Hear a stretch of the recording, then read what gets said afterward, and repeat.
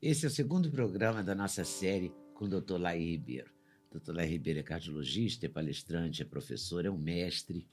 E eu vou começar falando que ele se formou na Universidade Federal de Juiz de Fora, só para ilustrar, né?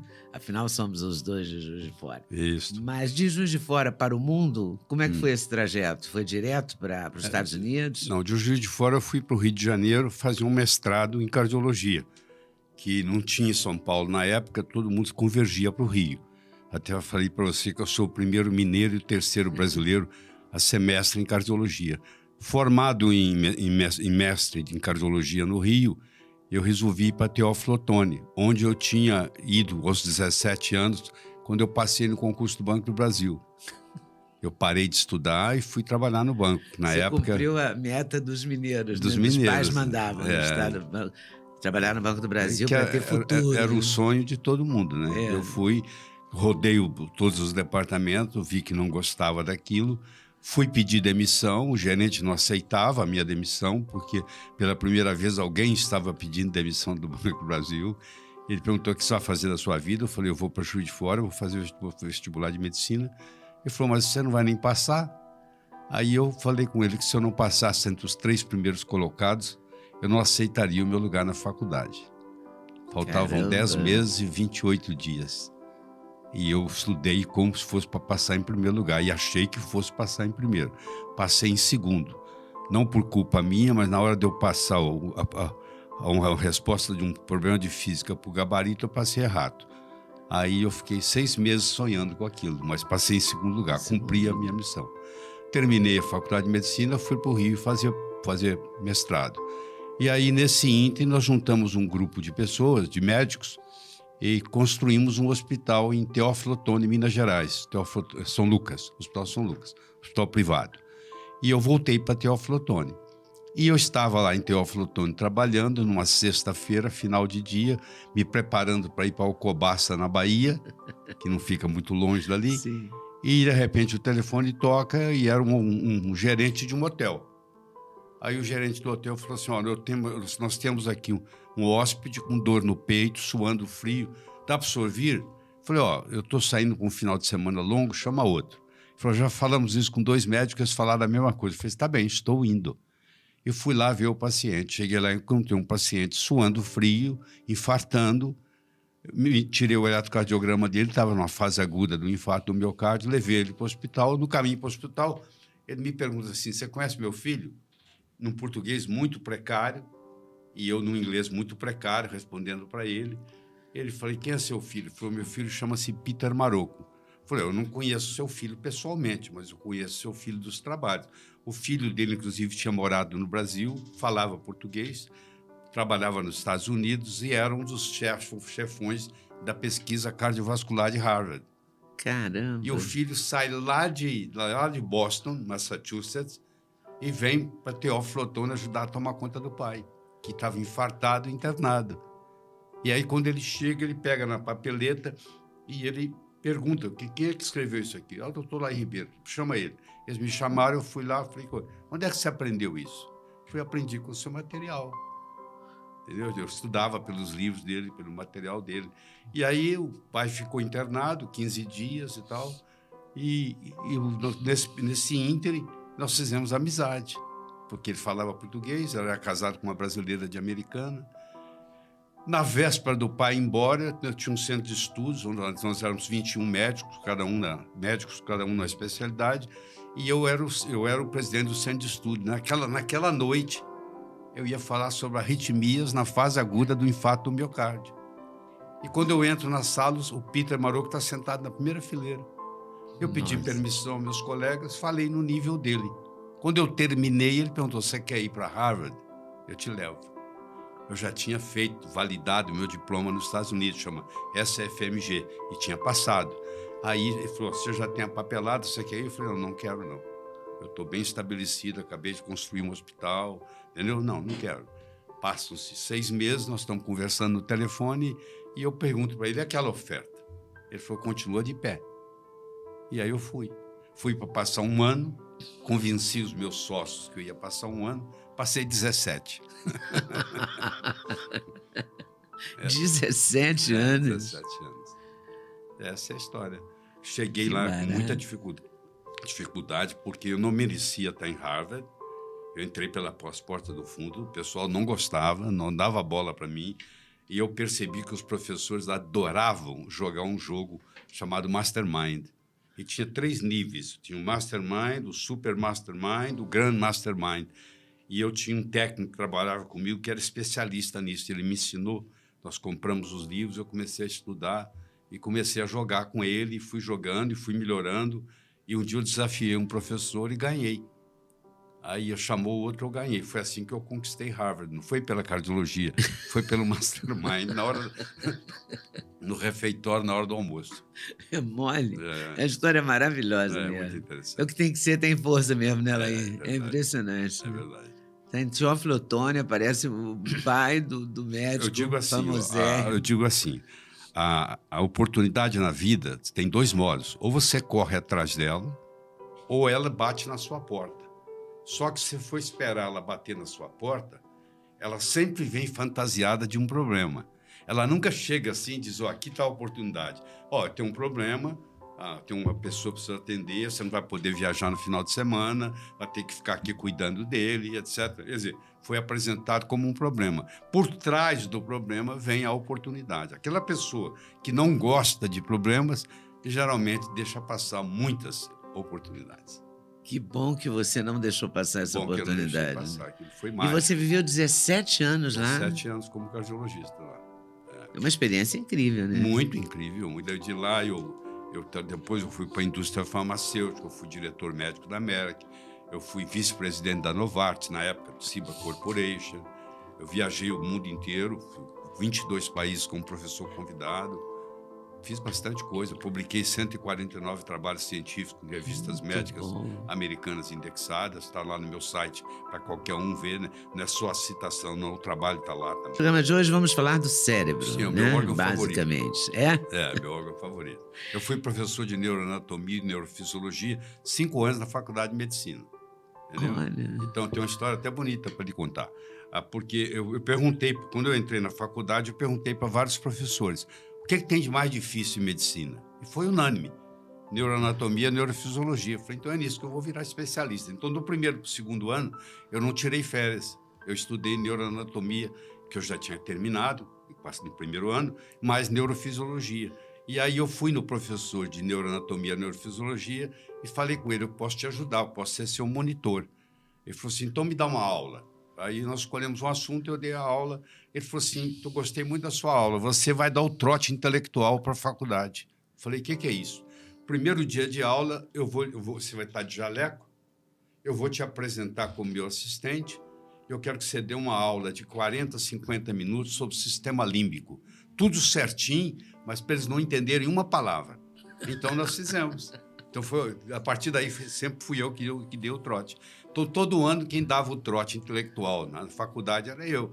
Eu dava uma aula de sistema límbico, entendeu? Aí eu fiquei fascinado por neuroanatomia e neurofisiologia. E ninguém entendia nada. E ninguém entendia nada. Tinha gente que chorava. Eu vi gente chorando mesmo, porque, estou aqui há 40 minutos, não entendo uma palavra, a primeira aula, como é que pode? Deve dar uma frustração. Muito grande. É mole. Lá você tem história que não acaba mais. Tem. Você escreveu já um livro sobre a sua vida, Não, sobre ainda essas não. histórias? Tá precisando, né? Mas não tá Tá na hora, não tá não? Tá não. Tá bom. Então vamos ao cérebro. Quais são os principais tipos de cérebro? Eu tenho uma analogia muito bonita para te mostrar, porque o que nós queremos aqui é ser pragmático com o nosso telespectador que não está nos assistindo. Sim. Né? Então, eu digo o seguinte, naquela história lá da navalha de Ockman, procurando ser pragmático, e a história é a seguinte. Você imagine, eu posso ter um cérebro tipo carro, eu posso ter um cérebro tipo avião, eu posso ter um cérebro tipo helicóptero. Deixa eu explicar o que é isso. Quando eu estou dirigindo um carro, eu consigo ver o que está na frente, na estrada, mas eu não consigo ter ideia do que está acontecendo atrás do morro. Sim. Tá. Quando eu estou pilotando o avião, eu tenho condição de ver o que está acontecendo atrás do morro, um incêndio, por exemplo, mas eu não tenho detalhe da estrada.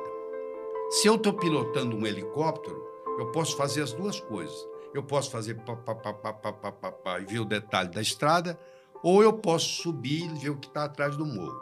Então, tem um indivíduo que tem um cérebro como se fosse um carro, ele é muito bom no dia a dia, as tarefas diárias. É aquele sujeito que você entrega para ele o material e faz tudo, resolve todos os problemas naquele dia. Esse é o tipo carro. Mas se você pedir ele para fazer um planejamento a longo prazo, ele não sabe, porque ele não consegue ver o que está atrás do morro. Por outro lado, tem aquele indivíduo na empresa que é um excelente estrategista. Ele faz um planejamento a longo prazo, mas é incapaz de executar uma tarefa diária. Vai pedir alguém para fazê-lo. E um percentual muito pequeno, Leda, talvez até menos que 5%, são indivíduos que têm o cérebro tipo helicóptero. Tanto podem ver o detalhe da estrada, baixar lá e resolver o dia a dia, quanto pode fazer um planejamento a longo prazo. Então, a pessoa tem que perceber assim, qual que é o meu tipo de cérebro? Se o meu tipo de cérebro é carro, eu vou me associar ou vou contratar alguém que é avião. Porque juntando um carro com um avião faz um helicóptero. Sim. Se o meu tipo de cérebro é avião, eu vou contratar uma pessoa que é tipo carro. Se eu sou uma pessoa muito criativa, mas desorganizado, eu vou contratar uma pessoa muito organizada que não precisa ser tão criativa, porque a criatividade eu já vou trazer. Então, a coisa se complementa. Você vê em empresa, às vezes, dois sócios se brigam, acaba a empresa, porque um fazia parte do carro, o outro fazia parte do avião. E os dois, o carro e o avião junto, faziam um helicóptero. Então, do ponto de vista prático, é muito simples. Você é mais tipo carro, você é mais tipo avião, você é mais tipo helicóptero. E você decide se eu gosto mais do dia a dia, das tarefas diárias, se eu gosto mais de planejamento a longo prazo, fazer planejamento estratégico, ou se eu tenho aquela habilidade de fazer os dois. A hora que precisar ser helicóptero, eu sou helicóptero. Na hora que precisar ser avião, eu sou avião. Entendeu? É genial isso. Essa analogia é muito boa e isso faz toda a diferença numa empresa. Toda a diferença. Aliás, em qualquer relação, né? Não é só numa empresa. Mas isso aí continua com a história da navalha de Ockham. É ensinar a pensar de uma forma simples. E aí, com isso, você vai criando estratégias de uma forma simples. Tem nada sofisticado. É o beabá. É muito interessante. Isso pode ajudar a fazer mais com menos também, né? Claro, porque todo mundo quer fazer mais com menos. Fazer mais com mais, qualquer um faz.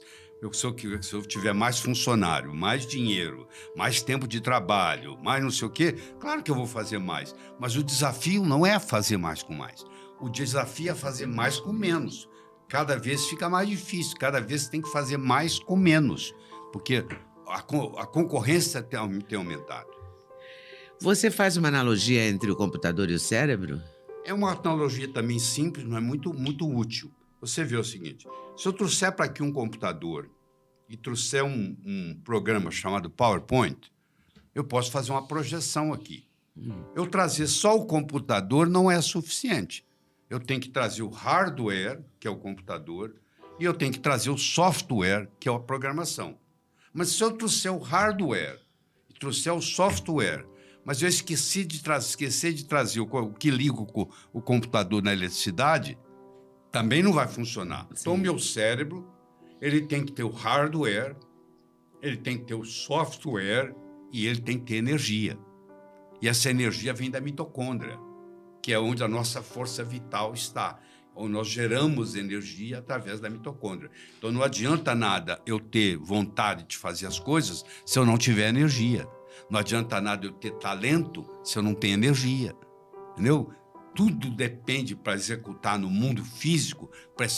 Eu preciso de energia para falar com você aqui durante 1 hora. Não adianta eu ter só o conhecimento. Eu tenho que ter a energia para expressar para quem está assistindo não mudar de canal. Você entendeu? É verdade. Verdade? A energia é fundamental. Né? Fundamental. E à medida que a gente vai envelhecendo, vai ficando mais difícil. Você tem que fazer mais esforço para conseguir o mesmo tipo de energia. Aí você começa uma série de coisas que você pode fazer para aumentar o nível de energia. Por exemplo? Por exemplo, você tem que dormir 7 horas e meia por noite. Você fala, mas eu me dou bem com 6. Não é verdade. Um dia vai cobrar a conta. Porque os estudos de neurociência mostram que para você ter um sono reparador, que não existe remédio nenhum que chega perto, o que tem de melhor para a sua saúde? De tudo. É um sono reparador. Tem nada que chega perto. E tem uma série de coisas que você tem que fazer. Tem que ser no escuro absoluto, não pode ter barulho, não pode ter incômodo, não pode ser quente demais, não pode ser frio demais. O colchão não pode ser muito macio, nem muito duro. Tem toda uma combinação de coisas para poder você estar. E você entra no cérebro, o sono, desculpe, tem 4 fases. Ele tem a fase 1, a fase 2, a fase 3. Antigamente tinha a fase 4, eles juntaram, fizeram 3 e 4, uma fase só. E a fase REM, que é o Rapid Eye Movement, que é durante essa fase o seu olho fica movimentando. Então é onde você faz a consolidação da memória. Tem gente que fala assim, eu tenho péssima memória. Todo mundo tem memória boa. Agora, se você não sabe usar a sua memória, é outra coisa. Se você não sabe dirigir, um BMW parado na sua porta com a chave não vai adiantar nada, se você não sabe dirigir. E como é que a gente faz para dirigir esse sono? Para alcançar esse sono? Esse patamar? Primeiro, você tem que estabelecer mais ou menos o mesmo horário toda noite. Você não pode um dia dormir às 10 e outro dia dormir à meia-noite. Você tem que estabelecer uma disciplina, que hora que você vai para a cama. Tá? Você tem que procurar ir para a cama com o estômago vazio. Quanto mais vazio o seu estômago, melhor vai ser seu sono, certo? Você tem que saber qual a roupa que você vai usar.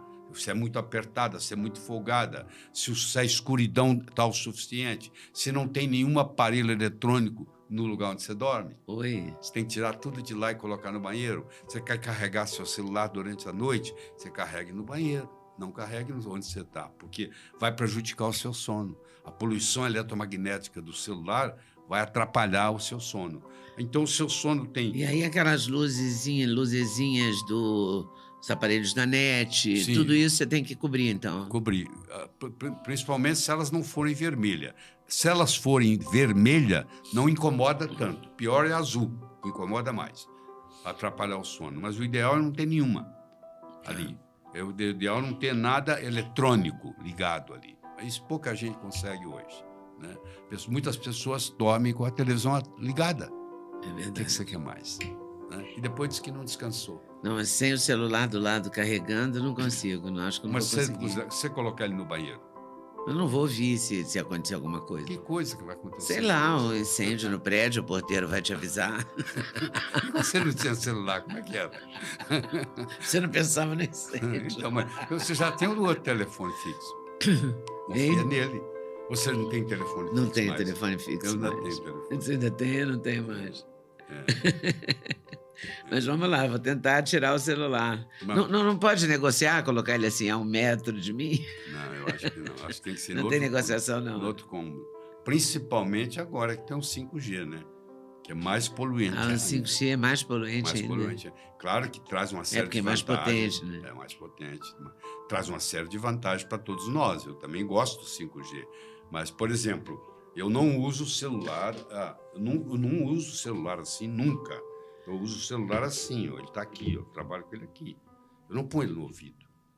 Ah, é? Porque isso aqui no ouvido o dia inteiro vai esquentando. Isso dá problema, inclusive em crianças que desenvolvem tumores na Califórnia porque ganham dos pais muito prematuramente, com 6, 7, 8 anos, ganham um celular, a calota craniana ainda é pouco espessa e acaba passando muita radiação e acaba dando tumor cerebral. Então, no caso da criança, não é só o que ela pode acessar pelo celular que é perigoso. Não, é perigoso celular... o uso do aparelho mesmo. O aparelho per se. Meu Deus. Muito. É muito sério, né? É muito sério. E o 5G